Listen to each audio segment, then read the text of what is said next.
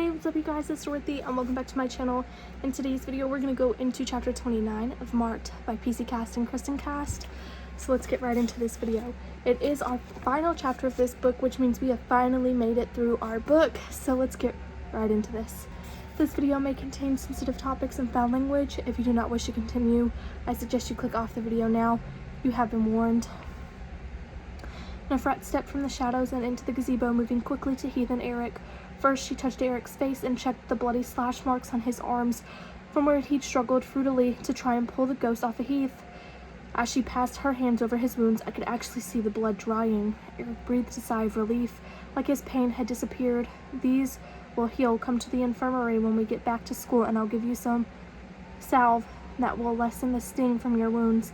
She patted his cheek, and he blushed bright red. You showed the bravery of a vampire warrior when you stayed to protect the boy. I am proud of you, Eric Knight, as is the goddess.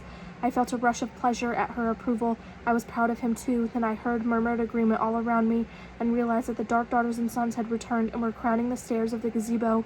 How long had they been watching? Nefret turned her attention to Heath, and I forgot about everyone else. She lifted the torn legs of his jeans and examined the bloody marks there are on his arms. Then she cupped his pale, rigid face with her hands and closed her eyes. I watched his body stiffen even more and convulse, and then he sighed and looked, and like Eric, he relaxed. After a moment, he looked like he was sleeping peacefully instead of fighting silently against death. Still on her knees beside him, Nefret said, "He will recover, and he will remember nothing of the night except that he got drunk and then lost trying to find his ex-almost girlfriend."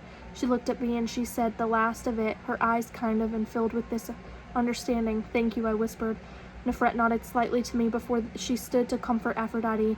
"I am as responsible for what happened here tonight as you are. I have known for years of your selfishness, but I choose to overlook it, hoping that age and the touch of the goddess would mature you. I was wrong." Nefret's voice took on a clear and powerful quality of command. "Aphrodite, I officially release you from your position as leader of the Dark Daughters and Sons. You are no longer in training for High Priestess. You are now no different than any other fledgling." With one swift movement, Nefret reached out, grasped the silver and garnet necklace of rank that dangled between Aphrodite's breasts and tore it from her neck. Aphrodite didn't make a sound, but her face was chalky, and she stared unblinkingly at Nefret.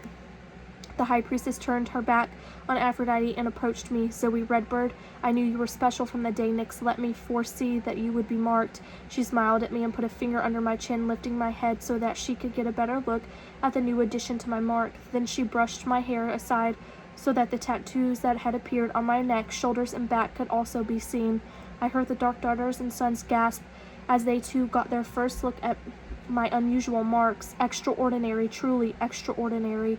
She breathed, letting her hand fall back to her side as she continued. "Tonight you showed the wisdom of the goddess's choice in gifting you with special powers. You have earned the position of leader of the Dark Daughters and Sons and High Priestess in training, though through your goddess-given gifts as well as through your compassion and wisdom." She handed me Aphrodite's necklace. It felt heavy and warm in my hands. "Wear this more wisely than did your predecessor." Then she made a truly amazing gesture. Nefret, High Priestess of Nyx, saluted me, fist crossed over her heart, head bowed formally. With a vampire sign of respect, everyone around us except Aphrodite mimicked her. Tears blurred my vision as my four friends grinned at me and bowed with the other Dark Daughters and Sons. But even in the midst of such perfect happiness, I felt the shadow of confusion. How could I have ever doubted that I could tell Nefret anything? "Go back to the school. I'll take care of what needs to be done here," Nefret told me.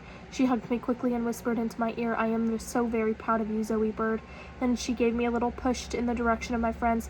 "Welcome the new leader of the Dark Daughters and Sons," she said. Damien, Stevie Ray, Shawnee, and Aaron led the cheering, and then everyone surrounded me, and it seemed that I was washed from the gazebo in an exuberant wave of laughter and congratulations. I nodded and smiled at my new friends, but I wasn't a fool. Silently, I reminded myself that only moments before they had been agreeing with everything Aphrodite had said. It would definitely take a while to change things. We got to the bridge, and I reminded my new changes that we'd have to be quiet as we made our way back through the neighborhood to the school, and I motioned for them to go on ahead of me. When Stevie Ray, Damien, and the twins started to cross the bridge, I whispered, "No, you guys walk with me." Grinning so broadly they looked goofy, the four of them stood around me. I met Stevie Ray's bright gaze You shouldn't have volunteered to be the refrigerator. I know how scared you were. Stevie Ray's grin faded and at the reprimand in my voice, but if I hadn't, we wouldn't have known where the ritual was going to be, Zoe. I did it so I could message Damien and he and the twins could meet here. We knew you needed us.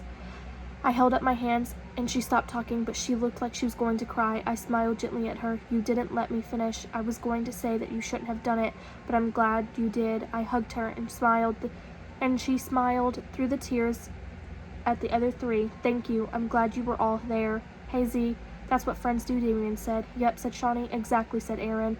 And they closed around me in a giant smothering group hug, which I totally loved. Hey, can I get in on this? I looked up to see Eric standing nearby. Well, yes, you absolutely may, Damien said brightly. Stevie Ray dissolved into giggles, and Shawnee sighed, and Aaron said, give it up, Damien. Wrong team, remember? Then Aaron pushed me out of the center of the group toward Eric. Give the guy a hug. He did try to save your boyfriend tonight, she said. My ex-boyfriend, I said quickly, stepping into Eric's arms, more than a little overwhelmed by the mixture of scent of the fresh blood still clinging to him and the fact that he was, well, hugging me. Then to add to everything else, Eric kissed me so hard that I swear I thought the top of my head would spin off. Please, just please, I heard Shawnee say. Get a room, Aaron said. Damien giggled as I stepped self-consciously out of Eric's arms. I'm starving, Stevie Ray said. This refrigerator stuff makes you hungry.